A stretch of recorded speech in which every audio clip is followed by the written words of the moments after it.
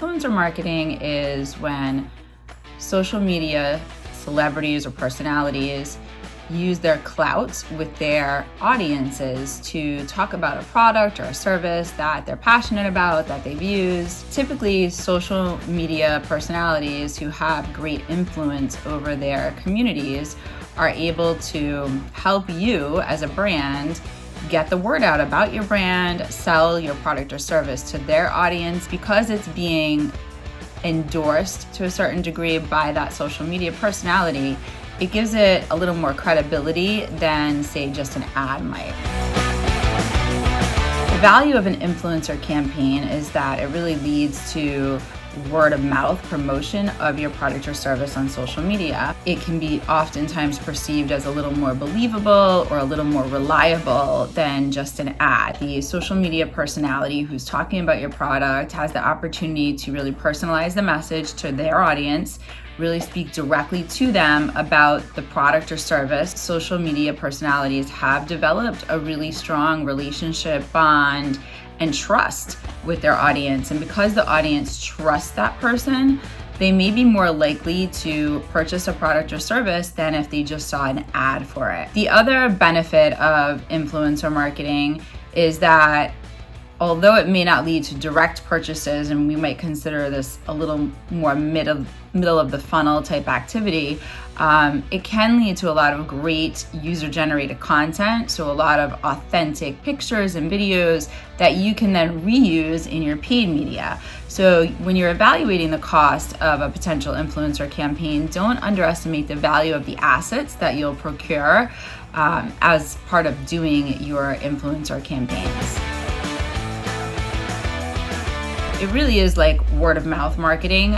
It's an opportunity, again, for these influencers to talk about your product or service, to maybe highlight certain features of the product or service that they particularly like, and importantly, that they think their audiences will like. It's really more that top to middle funnel activity that we're looking for. Of course, we do see purchases from it, but it's really about getting the word out, creating awareness about your product or service. You should be able to garner some sales from it potentially, but certainly followers and awareness about the product. I think that's all relative to what your budgets are and what your average order value is and your return on ad spend typically looks like. So it's kind of difficult to answer that question in a vacuum. I can tell you that there's varying types of influencer campaigns that you can run, right? So you can run micro campaigns, macro campaigns, celebrity campaigns, and they all come in at different price points. So when you work with a micro influencer, they're typically going to have just a few thousand followers, but what we generally look for is a few thousand followers, but a highly engaged audience. So an audience that really is invested in that particular influencer. And one of the ways we evaluate that is we look at their profiles and we look to see how many comments and likes, but specifically comments that seem genuine. So it's not just the number of comments, but do these influencers have a genuine audience that's truly engaging with them? Micro influencers are going to be a little less expensive than a macro or a celebrity, which I'll talk about in a minute. These micro influencers might work in barter for product, although as they grow their audiences just a little bigger and a little bigger, they are looking for monetary compensation. For many of these people, this is a job. For some, it's a second job. For some, it's a full-time job, and they're working really hard to create great content and to build their communities, so they want to be compensated fairly for that. Often you can pay them a very small amount, as well as give them some product to work with to create the content for the influencer campaign. Next, you have macro influencers. So they're going to have, potentially north of, let's say, 50 or 60,000 followers. So they have a bigger sphere of influence, more people. Again, we're still looking for great engagement with those influencers, but because they have a bigger reach and they're talking to more people, they're going to be a little bit more expensive to work with. And they can start to range into the thousands, right? So you could be getting into, let's say, the $10,000 north range to work with each of those macro influencers. So we've worked with some that are $15,000, some that are $30,000. But again, that only makes sense for certain brands and depends on what your budget is and what you're looking to get out of the influencer campaign. And last but not least are celebrity influencer deals. So, When we think celebrity, we think about the Kim Kardashians of the world, the Khloe Kardashians of the world, the Kevin Harts of the world, who are, have millions and millions of followers, who have a very large sphere of influence, and they can be quite pricey.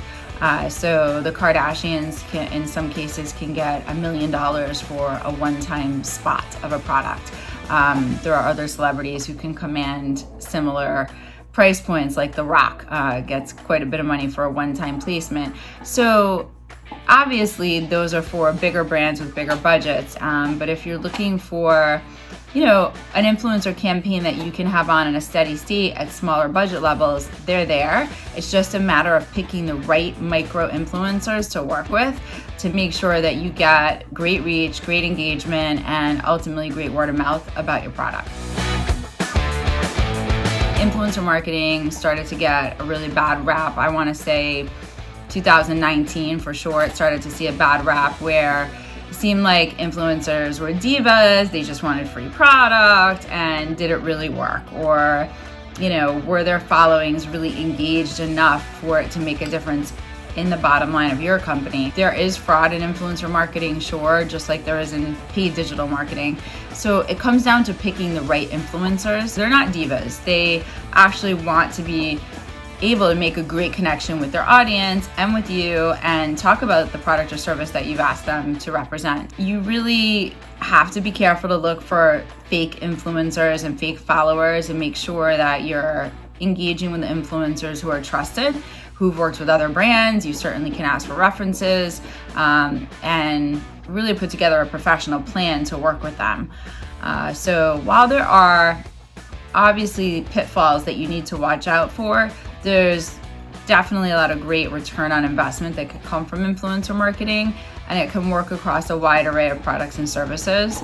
So I would say don't be afraid of it, but go into it with a plan and knowing what some of those pitfalls are. It is labor intensive because you have to go out, you have to find the influencers, you have to contact them, you have to make sure that you can fit into their schedules. They may already have other commitments and not have availability even to represent your product at a certain time. So for example, in Q4, it can get really busy as you get into the holidays, and a lot of the influencers will book up by August. So if you're thinking of running a Q4 campaign for the holiday shopping season, you really can't be waiting until September or October to plan that and reach out to influencers. You need to plan it in June or July and really contact the influencers in August and try to get them to commit at that point in time. And influencers who are running this as their business will take it seriously and will have their calendars done that far in advance.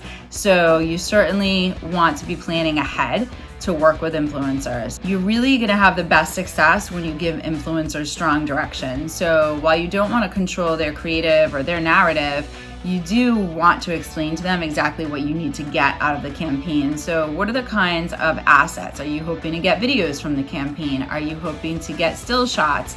Do you want unboxing videos? Do you want, if it's a gifting campaign, do you want a shot of the influencer giving the gift to the person and their reaction, which can often be a really authentic reaction? But all of that needs to be documented in a brief for the influencers in advance. And then on the backside, it's assimilating all those assets and making sure that the influencers executed the contracts that you had them agree to in full, and that you then are able to use those assets. I would say, we try to repurpose them whenever possible for blogs or for paid media because it's really authentic content.